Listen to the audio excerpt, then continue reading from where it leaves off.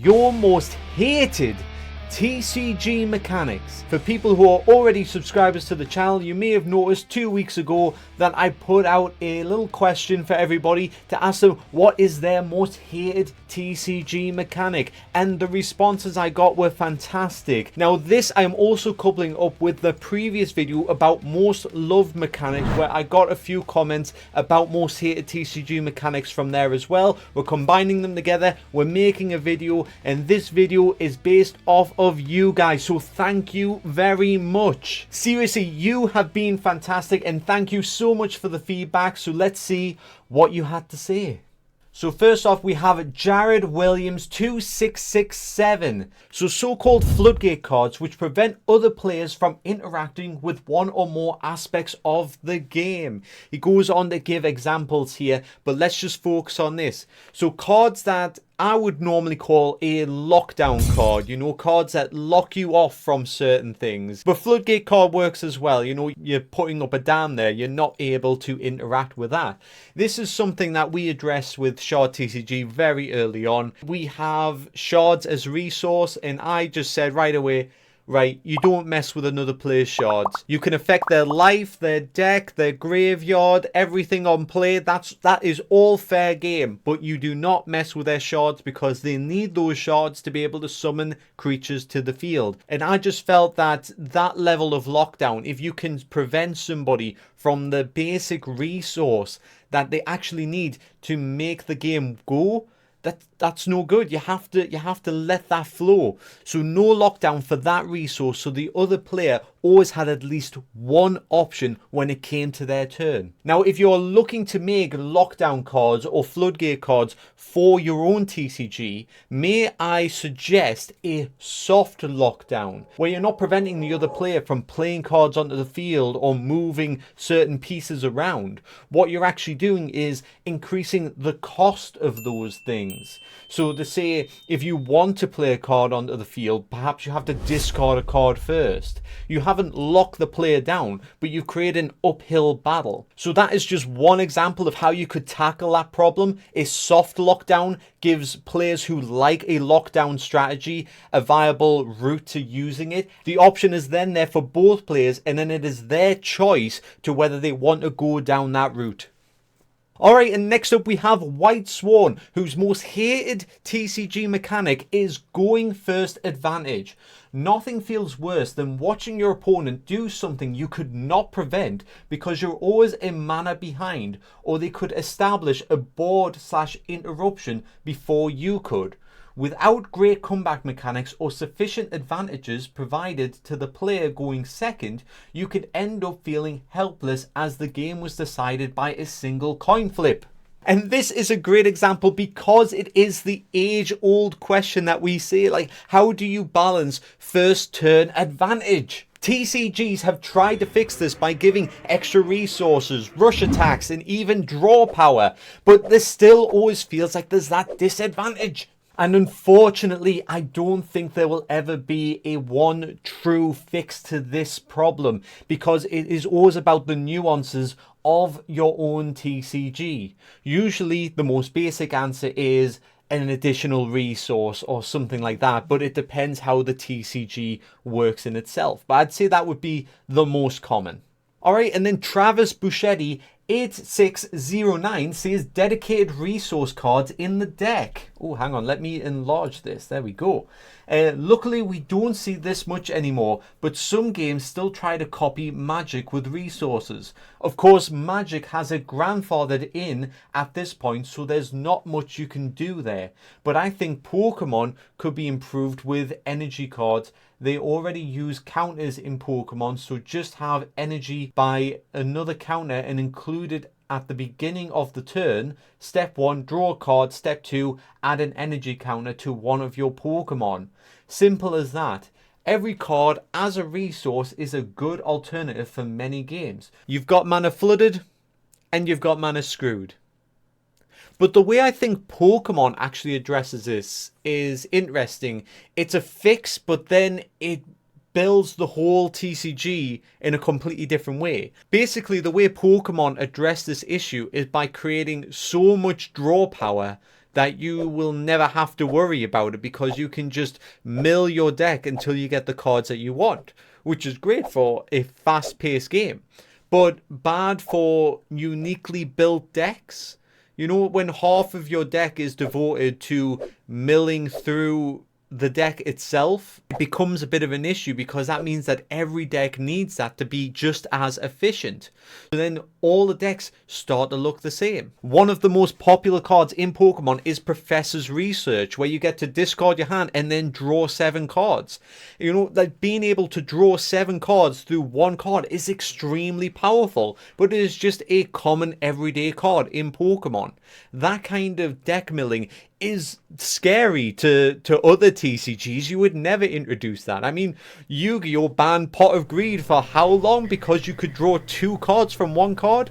That there is an example of how different these two TCGs are when they're addressing these issues. But the difference is Yu-Gi-Oh! Didn't have to mill through to find energy cards. Yu-Gi-Oh! Has a built-in energy system where the cards are essentially your own energy. You know, you play a creature, you sacrifice the creature, and you get out a bigger creature. So the creatures are the resources.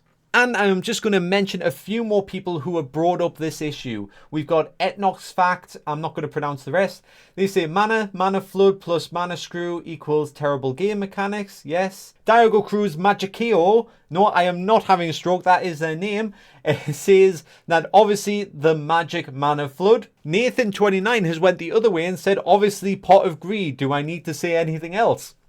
Now, just a reminder to people that there is a magic like button below this video, and if enough people hit that magic like button, it will actually make all these bad mechanics go away. So give it a go, fingers crossed, let's hope it works. So Tronplex says, I know this might be an unpopular opinion among some, but I absolutely do not like infinite combos. Magic's Commander format is the biggest example for this for me. Whenever I'm looking at some of the cards that have a cool synergy between some of them and start getting ideas of how to make a fun deck like that, but then there's an infinite combo, I get very sad as that is the best way to run the deck. So Tronplex doesn't like infinite combos, and I agree to a point with this. I love the idea of coming up with a combination that trigger on top of one another, and it's fantastic and you feel amazing and powerful because that one reactivates that and that one reactivates that, and then that does that and then hits you, and then that reactivates that and then summons that, and then that summon hits you for that, and it feels great. But all good things must come to an end, so infinite combos probably not as good as just a nice long chain of combinations. Now, infinite combos is something that I've addressed in a previous video, so I'll put that link above my head. You can check it out after this video. But to give a quick overview of this hated mechanic, I would say that it is a nightmare for both players and creators, because it is definitely something that creators have to watch out for because they create the infinite combos accidentally. You know, it's about playtesting, making sure that we don't accidentally make 2 cards that go, oh, I'm just going to bounce off each other, especially when you add this 3rd, 4th, 5th card. We're having a great big party there. Don't worry about that. You know, we're just going to OTK the opponent. That's fine. And then for the other players who end up discovering it and then putting that onto some poor unexpected victim, it is just not nice for anybody except for that one player that finds that infinite combo. You know, yes, they feel powerful and maybe they should be rewarded for finding that combination. But the problem is, in the age of the internet, when information is free flowing, one person finds it, everybody copies, and then when everybody copies, there's only one way to play, and if there's only one way to play, we got to start bringing in that ban list. You know, it is just a complete nightmare. So Finn Shelton 3815 says triggers are inherently poor design. They create a disproportionate MPA for the amount of fun generated. Not all games have bad triggers, but the games that handle them well are a few and far between in my opinion. Now with this one, I'm not fully understanding it, Finn. So you're saying triggers are bad, but I find triggers to be necessary. it depends on your classification of trigger, because if a card says when they're played to the field, that's a trigger. When a card says when it is sent to the graveyard or the discard pile, that is a trigger. How are cards supposed to work without triggers? I mean, yes, you can have passive ones, so you can have once per turn. At the start of the turn, this card will gain you an extra coin for your game, or whatever it is. That is a passive one. But if the entire game worked like that, that means everything is going to activate at once. You know, start my turn, everything, you get your upkeep. Everything comes into play all at once, and then nothing happens for the rest of the game. Having triggers that activate at different stages of the game is what keeps things engaging. You know, so you want ones that activate through battle. You want ones that activate through destruction. You want ones that activate at the start of your turn. You want ones that activate at the end of the turn. You might even want some that trigger from your hand with surprise attacks and things like that.